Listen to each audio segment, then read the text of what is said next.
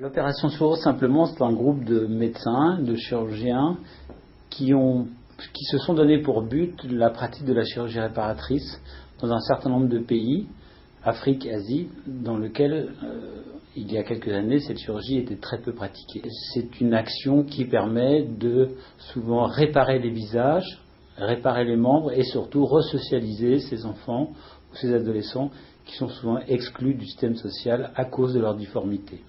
L'opération Sourire représente environ 30 missions par an, ce qui représente une masse d'opérations d'à peu près 800 par an. On arrive à un coût pour chaque opération d'environ 450 €. Le prix de revient particulièrement bas et est acquis grâce à l'action bénévole d'environ 60 personnes, que ce soit des infirmières, des anesthésistes, des chirurgiens, qui partent sur leur temps de travail 2 fois par an.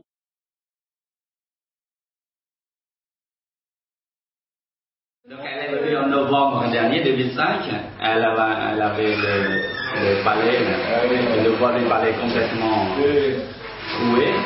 Et maintenant, elle a retrouvé son palais normal, sa voix améliorée, tout va mieux. Il faut bien savoir, c'est que dans les fentes, la biopalatine, la lèvre est la partie bien visible, relationnelle, mais le palais est l'élément essentiel pour retrouver une parole normale, une alimentation normale, donc un contact social normal.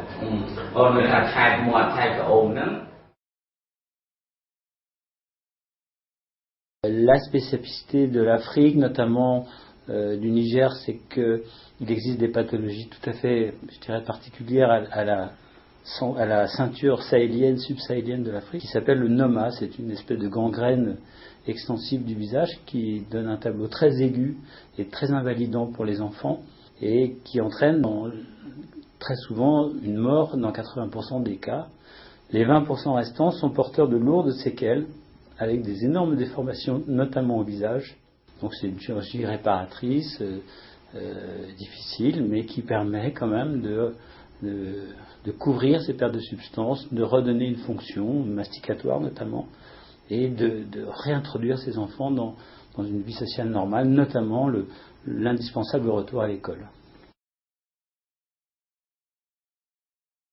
Quelques missions sont nouvelles, notamment le Pakistan, qui est une mission qui a maintenant 2 ou 3 ans, et qui a pour but de prendre en charge les femmes brûlées, le plus souvent, il faut bien le dire, des accidents intentionnels dans un cadre familial où on leur a jeté du vitriol au visage qui donne des brûlures sur tout le corps et des délabrements faciaux énormes. Donc c'est une chirurgie longue, difficile, qui demande souvent de multiples temps opératoires. Lorsqu'on s'engage dans ce genre de processus, il faut pouvoir y aller pendant au moins 10 ans et sur place trouver des appuis locaux, des médecins qui s'intéressent de travailler avec nous et qu'il y ait petit à petit une espèce de collaboration et qu'il y ait des systèmes qui se mettent en place pour pouvoir prendre en charge ces patientes qui, la plupart du temps, n'ont pas les moyens d'assurer les frais de leurs interventions.